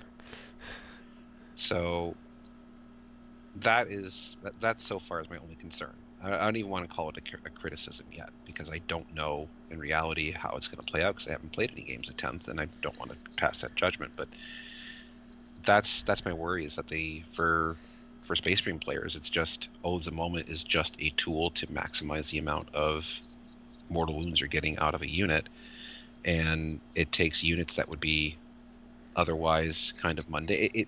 It turns the meta into how many devastating wound guns can I get into my army. Fair. Well, again, like people keep saying, well, some people keep saying, we'll just have to give it a little bit. Yeah. But Eldar are bananas right now. They are absolute bananas. I built a Wraith list today that is just, like, when I was done building it, I'm just like, it took 0 effort to build this list, and it's stupid. And I am like, we're probably gonna be doing some 10th edition playing this weekend at my local store, because technically this weekend is the go live day for 10th edition, and I might play the Wraith army because it just looks to be stupid and fun. Yeah, from what I heard, there isn't a single bad unit in that army. I could say the same thing about the Thousand Sons, honestly, for myself. It's just that, except for the Helldrake. Helldrake's still kind of bad. Well, no, Thousand Sons apparently are just like straight up number 2, so I could see them having a lot of good units. By default, a lot of the stuff that is good for us is also good for the Chaos Space Marines and Death Guard as well. It's just that the support structure for it's different. Oh yeah. Oh, poor Death Guard. Poor Death Guard and AdMac. Yeah. I mean, I don't feel as bad as AdMac. AdMac at least had a good amount of time in the sun last edition, but Death Guard, poor Death Guard. Well, they live and die in the quality of the PBC. Yeah, pretty much. As well as how much they can just ignore damage. And somebody I was listening, it was a Tactical Tortoise. They were having a chat about Death Guard, and the conversation was brought up that it'd be great if they just kind of had like each core Death Guard unit, like Plague Marines, Death Shrouds, Blight Lords, etc. If they had just like as a data sheet ability to just have a once per battle turn or once per turn flip an attack into a 0 damage just for the whole unit. And I think that would have been pretty cool. Well, at the very least, you have 2 good armies, so. Yeah, the 2 armies I happen to be both the only theorized S tier armies right now. So. Oh no. The Eldar is at a whole different level, and then you're the top, and then Thousand Sons are just top of S tier. Yeah, which means that the beta phase is going to be awesome for me. But as soon as they roll out these next 2 updates between September and December, I'm just going to be back to wondering why I'm playing this game again. Yeah, well, hopefully the Mutalith beast stays good. The Mutalith going bad wouldn't bother me so much, as long as the Magnus has to stay good, because he's just too much. He contributes too much resources to the army. Yeah. I will say that orcs seem solid. They don't seem they definitely don't seem too strong. They definitely seem very they feel balanced, but like probably like the higher end of balanced. I don't know. I really like them. There's definitely some misses in there. All the buggies, just what are you doing? But I love the interactions with characters. I love boys. Boys are just good. Flash kits of all things. Flash kits are great. I have to play a game with them still, but like flash kits are awesome. Especially if you take Bad Ruck. What else did I really like? Pain boys. Pain boys and pain bosses. You put them in every unit. Because Feel No Pain 5 plus on an army of toughness 5 of Invuln dudes is ridiculous. Yeah, no, I've heard that they were pretty good. So, yeah, that's gonna be fun. Oh yeah, no, and I definitely had a lot of the Squighog boys. Squighog boys hit like a truck still. It's so good.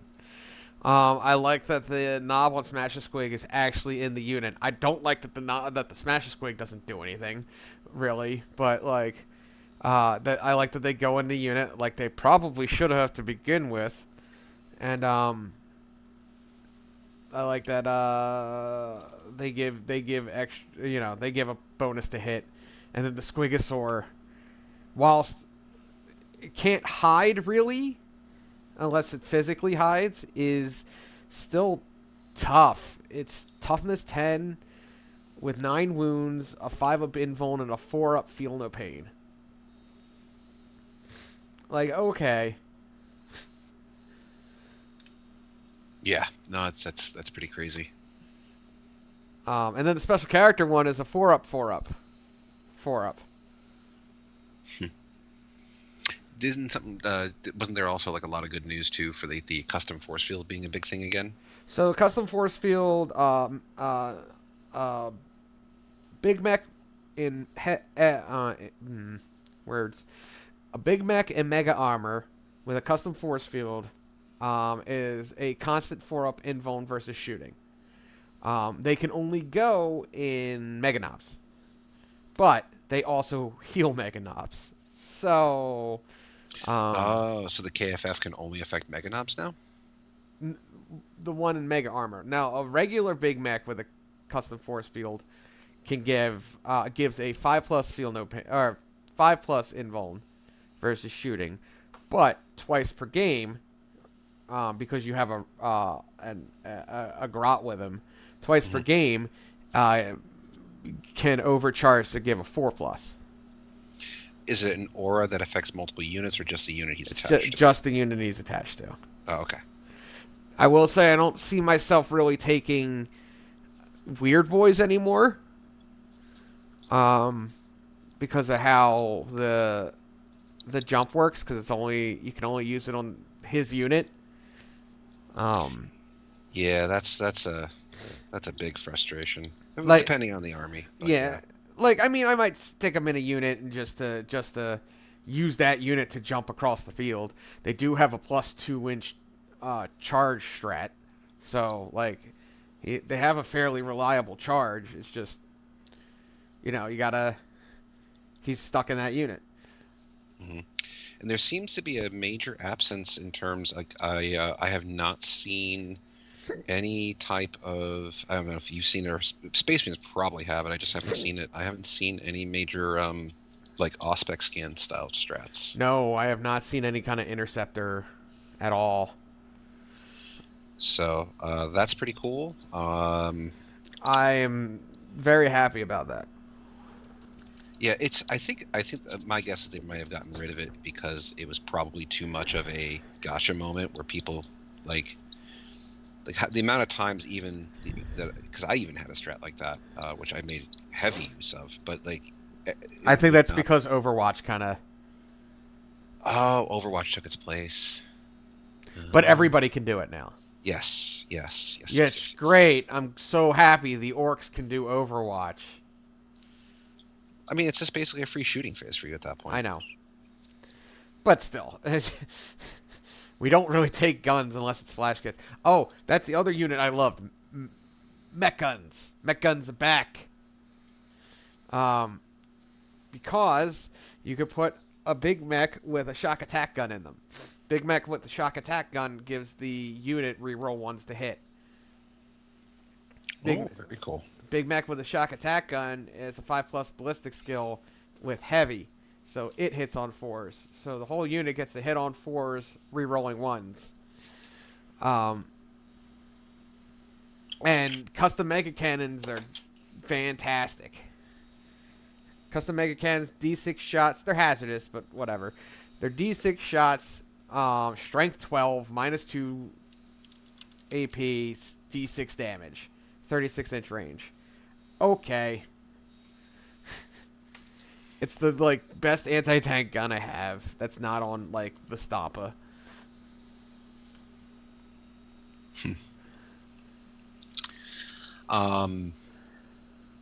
So, just to kind of go back to the games of 10th edition that you were playing while you were at ACO, two questions I want to ask you. Okay. Question number one, what did you like the least about it? What did I like the least? I didn't like getting charged by the entirety of a World Eater's army. No. Let me think. What did I like the least about it? Was there any interactions or anything that happened that just made you go, I don't like this, or this, I really wish they would change this in this edition? Not really. I didn't really have that. I mean, I mostly just played with like boys and grots and a couple of other things, but so I didn't get too much. I didn't really like that the Squigosaur was kind of like ass in the wind. You know what I mean? He didn't feel as beat face. I realize how overly beat face he was last edition, but like he didn't feel too beat face. I have a feeling everyone's going to just be taking a special character anyway. Unless once the book comes out, they have to take like specific clans. But yeah, other than that, I think it was the Squigosaur felt a little. Oh, excuse me. Squigosaur felt a little underwhelming. Okay.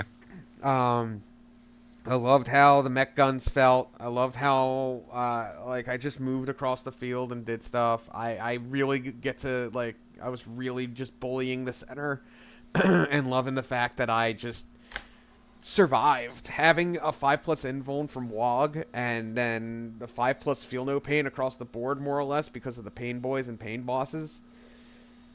Felt really good. So is that pretty much going to be like the standard setup you think for the Orc boys is going to be? I think it's going to be a war boss and a pain boy. So now you can't have two characters join the same unit though, right? You can do it with a boys unit if one of them is a war boss. Gotcha. Okay. I see 3 war bosses in like every army that's containing boys. Because if you take 3 boy units, you just put war bosses in them. And they basically just become like hidden power claws for you. They give the unit +1 to hit. Oh, okay. Yeah, that's not. I don't like that at all. Yeah. I think I found my least favorite thing about 10th edition. They give them +1 to hit, and on a walk turn, war bosses get +5 attacks. Well, that war boss gets plus. I think the other ones do too, but yeah, they get plus. So they get +4 attacks, and then you get the WOG bonus of +1 attacks. So and +1 strength. So you get +5 attacks on the WOG turn. I will say that. I'd like that you get bonuses during the WOG turn. But the WOG turn is only 1 turn, and there's a lot of things that proc off of the WOG turn, and it kind of feels bad. Okay, so WOG, declaring a WOG now is just it's an all or nothing thing then. Yeah, or like kind of. Yeah, so there's no 2 turns of it. There's just you declare a WOG, and it's for that battle round. You do kind of have the option with a WOG banner. Once per game, they get to call their own mini WOG, which is cool. But that's going to replace a pain boy in a unit.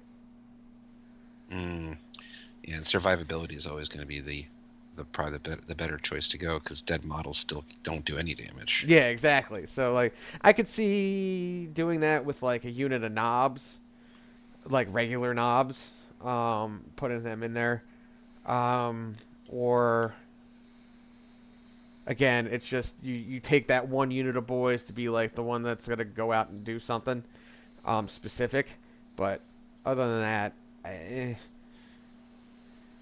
there's a couple of other abilities that proc off of the Wog turn, and it's just kind of like the Mega Armor War boss's like Wog turn rule is that it gets a 4-up Feel No Pain, which is the worst one. Mm. I don't see myself ever using a Mega Armor War boss, especially since Mega Armor Big Mech with Custom Force Field exists. So I'm gonna give my Mega Knobs a 4+ invul. I wish that Mega Armor Knobs could take. If a Mega Armor Knob could be a bodyguard, that would be that would be great. I think that's what Mega Knobs need. They don't, you know what I mean? They can only go to 6 now, and I feel like they need to be able to put more than one character in there. But that's just me.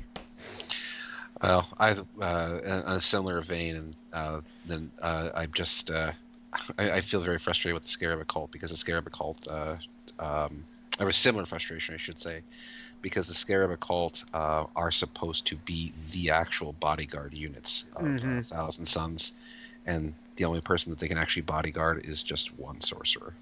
Yeah. The sorcerer in Terminator armor. Yeah. So, but not to go down that particular rabbit hole. Last question I have for you here in the last few minutes that we have.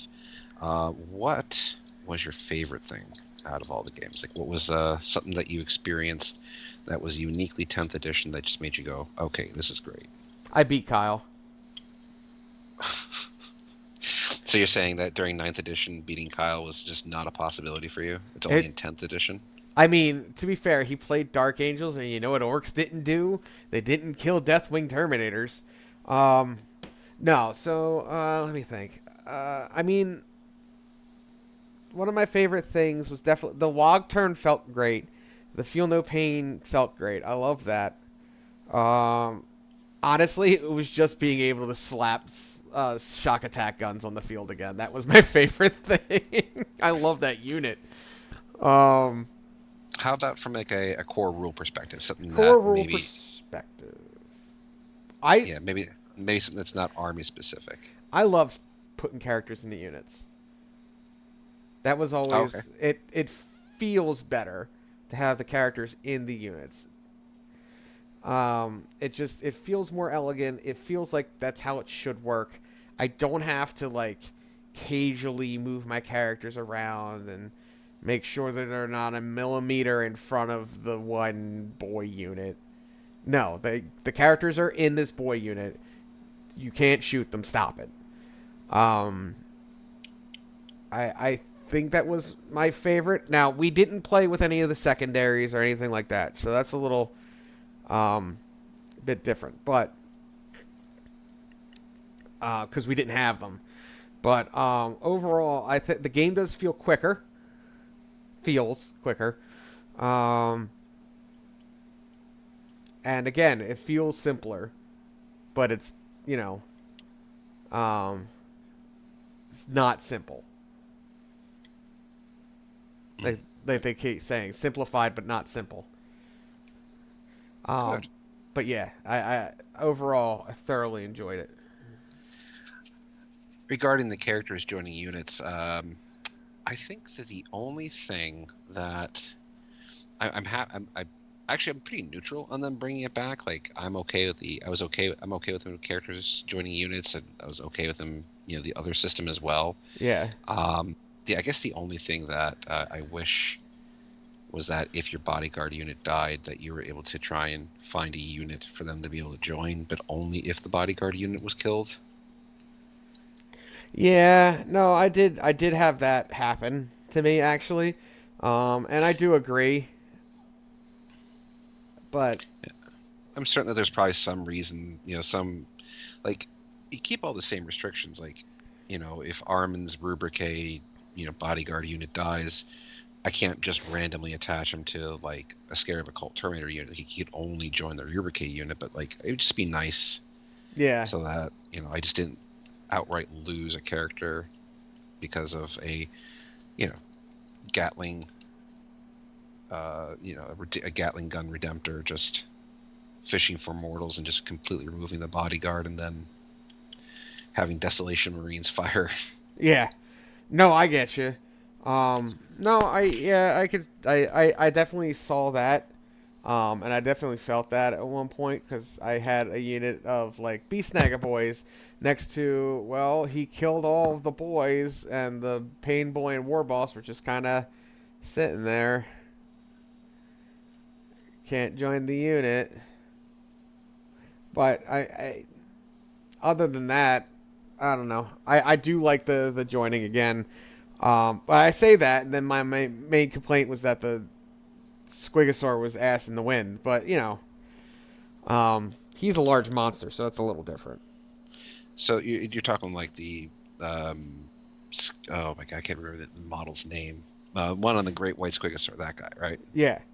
Mosrog Scragbag, that's his name. So you're talking like that model, but not him in particular. I know. No, just a general one. Yeah. Because he's a lot tankier with a 4-up invul and 4-up feel no pain. Okay, so he can't join a unit and he doesn't have lone operative? Right. Oh. It's just a big ridden monster, essentially. Oh, okay, interesting. Yeah, they are tougher. They are a lot tougher than they were on their own, because I think they all have a 3-up armor save, a 4-up invul, and a 4-up feel no pain. And then the regular Squigosaur has a 5-up invul. And then you can strat for -1 damage. But other than that, they just, the regular one just doesn't hit as hard. Okay, so and the regular one cannot join it also can't join a unit? No, but he does give an aura for Beast Snaggers to reroll charge. Gotcha. So it's almost like if you think about them as like being like super fast, meaty dreadnoughts. Mm-hmm. Okay. Cool. Oh, yeah. Well, I mean, that's everything I wanted to ask you about your games of 10th. Did you have anything else that you want to go over tonight? No, I think I am good. I think we are good. I think we summed up everything from ACO to the release of 10th to some of the new models fairly well. Awesome. Well, it was great chatting with you tonight, TJ, and Yep. I look forward to talking to you again next week. Yes, definitely. Thank you, everyone who hung out with us and joined us. To some of the new viewers we had with Keith and Matt Aaron joining us again. Thanks again to Tryhard. Dave for hanging out with us tonight. Love audience interaction. Yes. God, yes. Because, I mean, it gives me someone else to talk to besides this schlub. I'll take that as a compliment. You would. All right. Well, we will see you all next week. Good night, guys. Thanks very much for joining.